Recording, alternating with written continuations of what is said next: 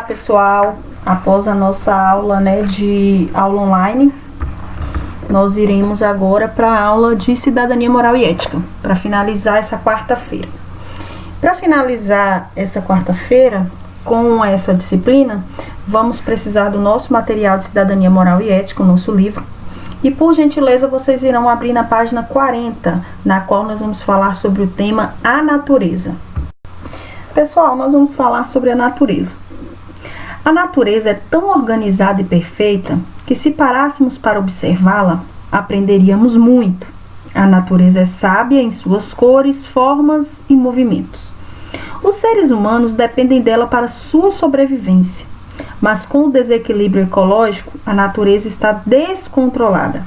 São chuvas repentinas, calor intenso, doenças que só existiam nas matas, inundações, secas, derretimento da calota polar. O que fazer, Quando olhamos isso tudo, que a natureza ela é bela, ela é perfeita, como vocês podem observar aí na imagem e também no livro de vocês na página 40. A natureza, ela tem formas, movimentos, cores, é a coisa mais linda, não é? Mas acontece o desequilíbrio ecológico, Então a natureza ela fica o quê? Descontrolada. O que acontece? Chuvas repentinas, calor intenso, doenças, secas, derretimento de calota polar. Precisamos salvar as florestas que restam e os animais também. E não podemos esquecer que nós dependemos deles. As queimadas, mesmo proibidas, continuam. Quando chove, a correnteza leva todo o lixo que foi jogado na rua para os rios e mares. É tempo de alerta, temos de conscientizar, temos de cuidar. Você quer ser um defensor da natureza? Por quê? Gente, por que nós devemos ser defensores da natureza?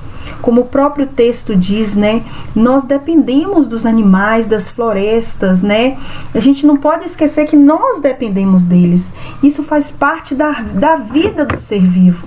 E o que a gente pode fazer para salvar a natureza, ou seja, para auxiliar que não aconteça esse desequilíbrio ecológico? As garrafas PET, por exemplo, não se decompõem facilmente. São as maiores causadoras de entupimento nos canais e lagos. Gente, então é muito importante a gente se conscientizar em descartar o nosso lixo corretamente. Olha os sacos plásticos. Os sacos plásticos são responsáveis pela morte de muitos animais aquáticos.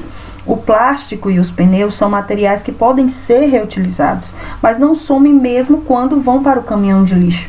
Então é importante que tenha essa reutilização desses materiais, porque olha para vocês verem, o saco plástico ele é responsável pela morte de milhares de animais aquáticos, São as baleias que estão ali e acabam ingerindo muitas de notícias, de jornais, revistas, às vezes noticiam isso, reportam isso, a morte de baleias por conta de sacos plásticos. Isso tudo é uma questão de não reconhecer o valor que a natureza tem para nós, Então nós temos aí o desmatamento, que é responsável pela extinção de muitos animais que perdem seu habitat, ou seja, suas casas. O calor do sol invade a terra devastada, que começa a secar e vira deserto. Então, muitos animais que estão ali em determinado habitat onde eles moram, o que acontece? Tem o desmatamento, eles acabam fugindo para os lugares mais próximos, para as cidades, enfim.